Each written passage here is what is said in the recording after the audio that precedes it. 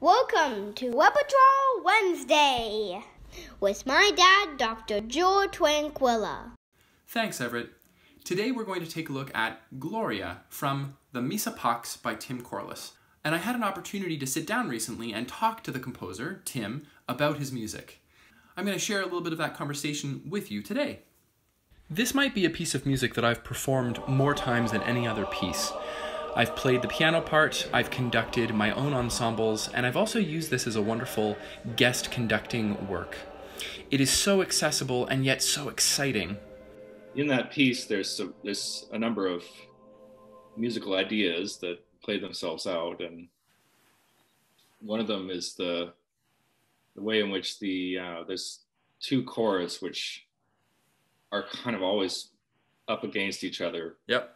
The E flat chord and a G. And a G. You know, if you put those two chords together, there's a clash between the B flat and the B natural, which is quite neat. It sounds crunchy and interesting. Almost Stravinskyan. Like, it's not dissonant to me. Like, it really does have this vitality that is just really exciting and almost kind of like primal.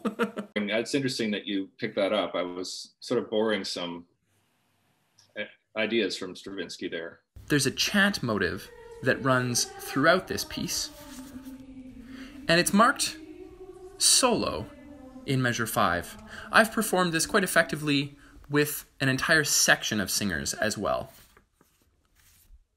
Be sure to work on a natural approach to the text declamation. The chant line returns in measure 185, and I would encourage a really clear pacing of that text. I played this when the Canadian Chamber Choir performed it, several years ago. We had it on the program for a few tours, and so I was the pianist for those performances as well. But it lays under the hands remarkably well. Like, it looks challenging, and there's a lot of very kinesthetic sort of stuff that's required to play it. Are you a pianist yourself? Is that where you compose? It was written on the piano, and definitely playing it. So the piece is quite piano driven. When it was done at the concert at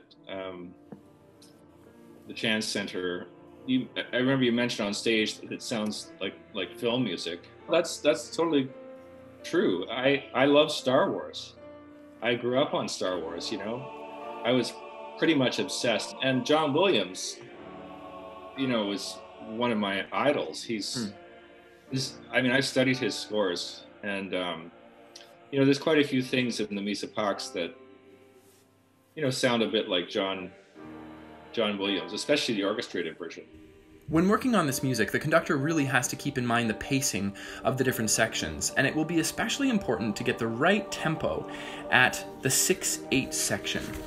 The first time that occurs is in measure 10 at rehearsal A. It comes back again in measure 101. The singers will really have to count very carefully not to get lost in the music.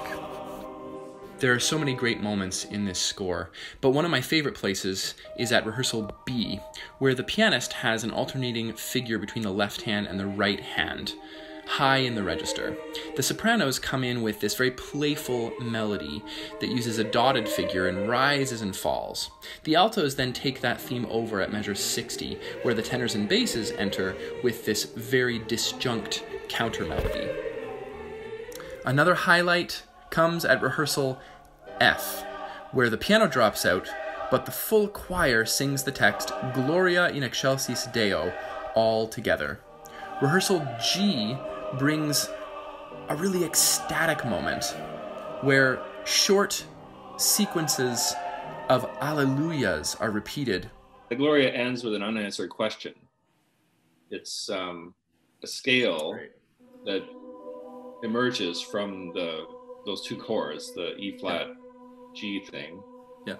Sort of a funny set of notes, like a pentatonic scale, but it has that B flat, B natural thing in it, and the choir ends on a B natural, and you don't expect it, but it works because it has that E flat G flat thing in it, right? And you recognize it. So totally. It feels inclusive, but it's new at the same time. A huge thanks to Tim Corlis for joining me for the conversation today. That'll be it for now. See you next Wednesday for more great Canadian repertoire.